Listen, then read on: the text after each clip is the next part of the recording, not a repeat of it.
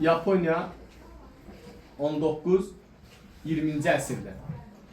Yaponiya coğrafiyasını çox yaxşı bilir, yəni adalardan ibarət bir dövlət idi və çox belə deyək də dünya tarixinin bəlkə də mən dünya ölkələri içərisində inkişaf etmiş dünya ölkələri ən bəxtsiz ölkəsi kimi hesab edirəm coğrafi mühitinə görə, amma ən şanslı ölkəsi kimi hesab edirəm ağıllı insanlar olduğuna görə.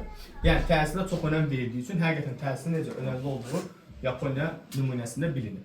Yaponiya dedi ki, bu dövrdə Tokugawa sülaləsi tərəfindən idarə olunur. Tokugawa əslində Yapon tarixinin ən möhtəşəm bir sülaləsidir. Elə-belə bir sülalə deyil. Və Yaponiyanın bugünkü birləşdirilməsində, əyanlar arası mübarizəsinin başa çatmasında başa çatdıran nəsillərdən biridir Tokugawa. Və Tokugawa dövründə Syogunlar var idi. Syogun ailə idi. Tokugawa hökmdarların adından dövləti idarə edirlər. Yəni hakimiyyətə kim gəlir gəlsin, dövləti idarə edən Syogunlar idi.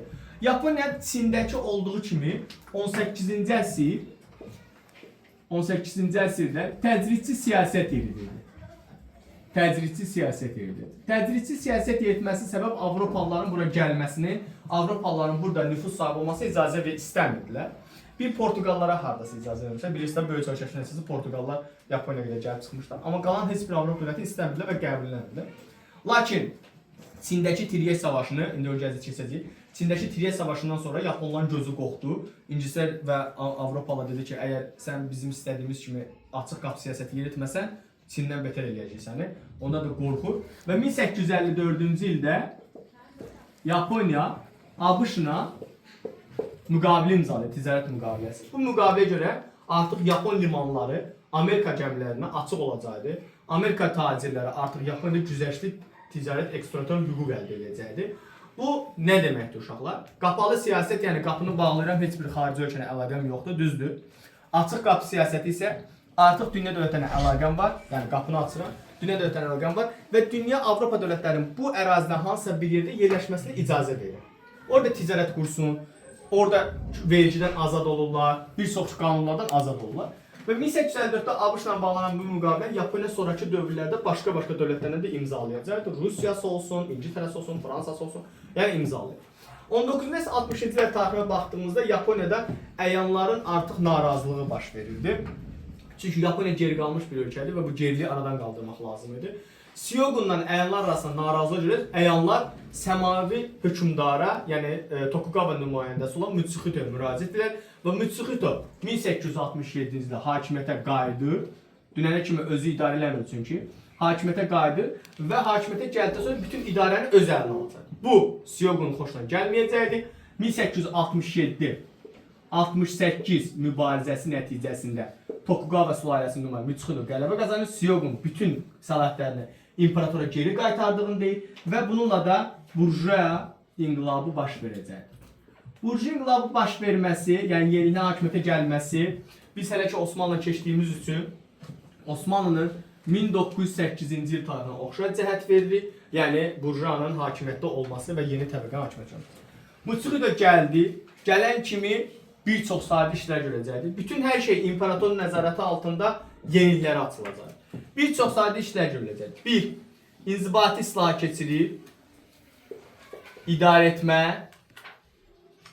ordu, sonra mədəni, sahədə islaha keçiriləcək.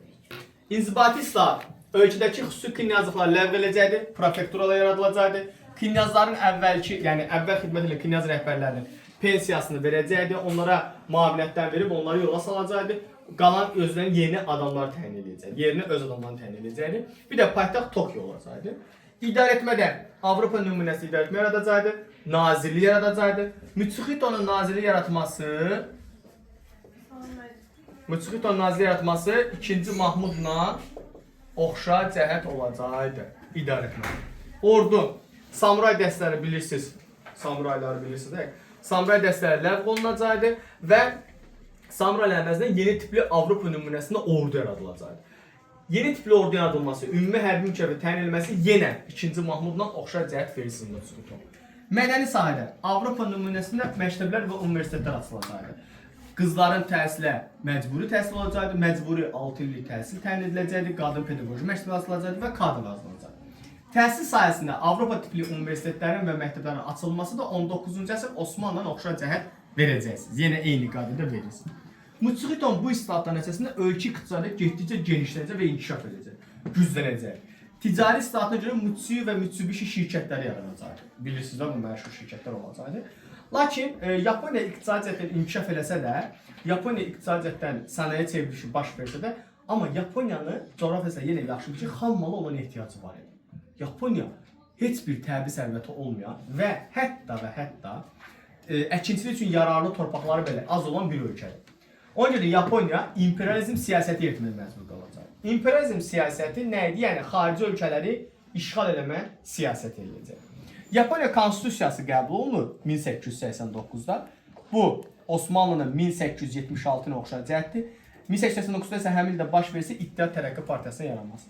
Yapon konstitusiyasına görə Yaponiya konstitusiyasında hətta işğalçı siyasətin bariz nümunəsini göstərən bir maddə də əlavə edilmişdi o dövrdə. İmperator hakimiyyəti toxunulmazdır, müqəddəsdir. İnsanların ise söz, mətbuat, vicdan azadlığı vardır. Və bu konstitusiyadan sonra imperializm siyasəti daha da genişlənəcək. Birinci 1894-95 Çinlə müharibə aparır Koreya uğrunda və Çini məğlub edəcək. Koreyada və Mancuriyada, onu silkələr, Mancuriyada ağalığı genişləndirmək Yaponiyanın Rusiya münasibətlərini gərginləşdirəcək. 1904-1905-ci ildə Rus-Yapon müharibəsi baş verir. Rusiya ilə müharibə aparmaq kimlə oxşar cəhət edirik? Osmanlı ilə oxşar cəhət eləyəcək. Amma Osmanlı 19-cu əsr, 20-ci əsrdə verə biləz, fərqi yox. Verin getsin, problem deyil. Rus-Yapon müharibəsi olacaqdı. Ruslar bu müharibədə darmadağın olurlar, bildiyiniz yəni darmadağın olurlar. Tsusima dəniz döyüşü baş verir. Tsusima dəniz döyüşündə Yaponlar qələbə qazanır və müqavilə Portsmouth müqaviləsi imzalanır. ABŞ-ın vasitəsilə Portsmouth müqaviləsi imzalanır. Portsmouth müqaviləsinə görə Cənubi Saxalin, Kuril adaları və Port Arthur, Şərqi Mancuriya dəmir yol xətti tamamilə keçir Yaponiyaya. Rusiya Yaponiyanın Koreyadakı ağalığını qəbul edir və təsdiqləyəcək. Bu da sizin Yaponiya dərsi.